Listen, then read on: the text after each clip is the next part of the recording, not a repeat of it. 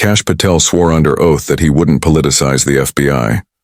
But today, Deborah Ross pulled out the receipts and exposed exactly how that promise fell apart. What you're about to hear isn't speculation. It's the documented truth he did not want on the record. And I'm going a little out of order here because I'm going to pursue some of the things that you were just talking to Mr. Fry about and remind you about your confirmation hearing. At your confirmation hearing in January, you said under oath, and I quote, "There will be no politicization at the FBI. There will be no retributive actions taken by the FBI should I be confirmed." And in your written response to the Senate questionnaire, you said, I quote, "Personnel decisions shall be based on performance and adherence to the law, and every FBI employee will be held to the absolute same standard, and no one will be terminated for case assignments." So I want to just go through a couple scenarios with you to get a sense of whether you think these are examples of politicization of the FBI or making decisions based on the performance and adherence to the law. So, first question. Would hiring FBI agents, analysts, and supervisors from only one political party being politicization of the FBI or making personnel decisions based on performance and adherence to the law? We don't ask FBI people, applicants, where their political parties are. Mr. Patel, do you ask FBI applicants who they voted for? The FBI does not. Are you aware that in the lawsuit that Mr. Driscoll filed against you and the FBI, he was asked who he voted for? Since that lawsuit has been filed, that's ongoing litigation, I'm not able to comment. Well, but it also means that you just said that what happened in his situation didn't happen. So we will go on to the next question. Let me ask you an even easier one.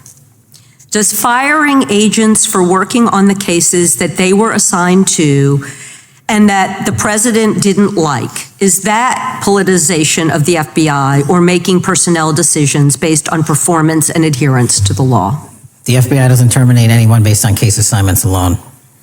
Has the FBI ever been sued by somebody who felt that they were terminated based on case assignments? In the entire history of the FBI, I'm sure they have. No, since your tenure. I'm sure there's ongoing litigation. Yes. In fact, there is ongoing litigation. And in fact, people have been asked who they voted for. And in fact, you are running an FBI for the President of the United States rather than the people of the United States, because my questions were not hypotheticals. They are the things you have done during your tenure. And according to a lawsuit filed last week by long-term FBI agents, you fired former acting director Brian Driscoll. He had served with the Bureau for nearly 20 years, earned a Medal of Honor, Medal of Valor for bravery during the dangerous ISIS raid, and had a wealth of crisis response experience and led the FBI's Critical Incident Response Group. When the Trump administrations interviewed Mr. Driscoll for that role, they interrogated him about his political leanings and who he voted for in the last 5 elections. Questions Mr. Driscoll refused to answer because those types of questions impermissibly politicized the FBI. You also fired Steve Jensen, who served the FBI for nearly 2 decades and ran critical terrorism, counterintelligence, and organized crime operations, whom you once described as embodying what the American public demands of the FBI.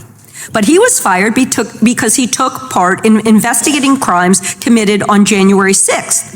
And Trump's MAGA base lambasted you online for keeping him at the FBI. So he's no longer at the FBI. You also fired a decorated combat veteran with decades of experience in the Bureau, Special Agent Walter Jardia, because he worked on the investigation into the Russian interference in the 2016 presidential election and helped investigate Trump's ally, Peter Navarro. Director Patel, it is very clear that you have flunked your own test. You put saving your job, which I actually believe you were being honest about during your confirmation hearings, over doing what's right for the FBI and the American people. That is not adherence to the law. Thank you, and I yield back. Time of the gentlelady. Deborah Ross didn't walk into that hearing to ask polite questions. She came prepared to lay out a pattern. And what makes this exchange so striking is that she didn't rely on hypotheticals or partisan speculation or vague accusations. She zeroed in on Director Cash Patel's own words spoken under oath during his confirmation. No politicization, no retaliation, no one fired based on case assignments. Ross methodically contrasted those promises with Patel's actual decisions leading the FBI. Decisions that tell a very different story. She begins by giving Patel every opportunity to reaffirm his commitment to neutrality. Do you ask about party affiliation? Do you fire agents for working the cases they're assigned? He answers an absolute no, never. That doesn't happen. And then Ross calmly takes those denials apart by referencing the ongoing lawsuit filed by long-serving, decorated FBI officials, people with decades of service, people with medals of valor, people who have risked their lives for this country, who say they were fired precisely because they investigated cases the former president didn't like. This is the part that should concern every American. These weren't low-level employees. These were leaders of critical divisions, counterintelligence, ISIS operations, crisis response, the top tier of the Bureau. And what were they fired for? Not misconduct, not poor performance, but for doing their jobs when those jobs involved investigating January 6th, Russian interference, or Trump allies. The very things Patel had promised would never be used as grounds for punishment. Ross makes a devastating point without needing to raise her voice. These aren't hypotheticals. They happened under Patel's leadership. And instead of addressing them, Patel retreats behind ongoing litigation while continuing to insist that the actions Ross describes somehow didn't occur. What's really happening here is something we've been warning about for months on Liberal Lens.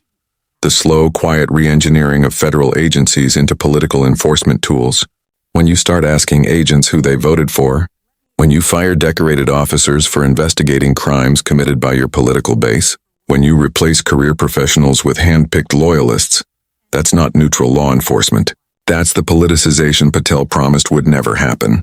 Deborah Ross exposes that contradiction in real time. She forces Patel to confront the gap between his assurances and his actions. And she does it with precision, receipts, and the kind of moral clarity that's becoming increasingly rare in congressional hearings. And if you take one thing away from this moment, let it be this. A democracy cannot function when the institutions meant to enforce the law start serving the interests of a single man. Accountability is not optional. And Ross just showed exactly why.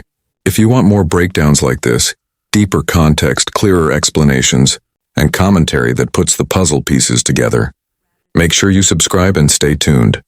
Congress Lens will keep tracking exactly how power is being used and misused in your name.